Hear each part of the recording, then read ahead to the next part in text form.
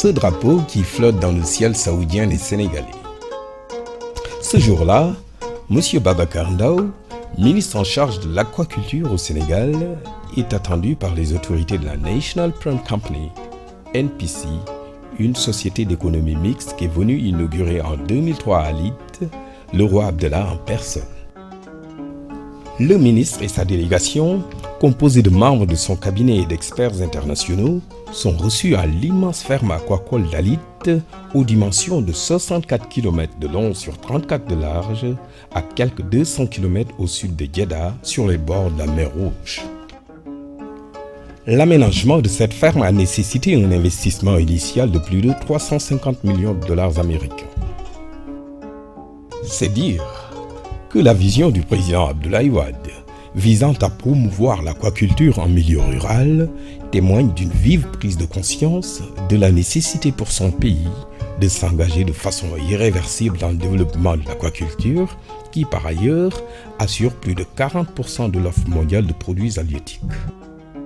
C'est de la pertinence d'une telle vision que M. Ndao est venu visiter ce qui, moins d'une décennie plus tôt, désert et inhospitalier, aujourd'hui couvre la plus grande ferme aquacole du monde, aussi nourricière qu'une mer qui ne finit pas, l'on est tenté de dire, d'en rougir.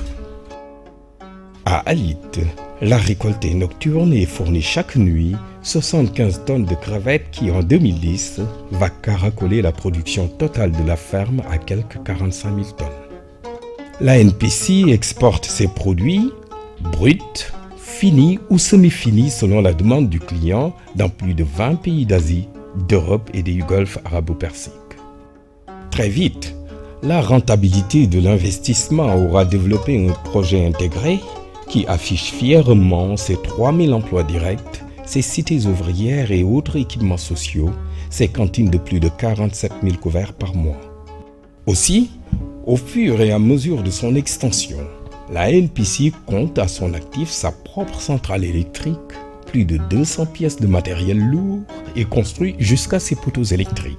Nous avons été vraiment impressionnés par ce que nous avons constaté à Arlit et cela coïncide de manière parfaite avec la vision du président de la République. Je pense que c'est une vision pertinente au vu véritablement des réalisations et de ce que Arlit a pu contribuer dans les facteurs de croissance au niveau de l'Arabie Saoudite. Et je pense qu'au Sénégal aussi, nous avons pu entrer dans ce sens et je pense que nous allons effectivement booster l'économie à travers l'aquaculture.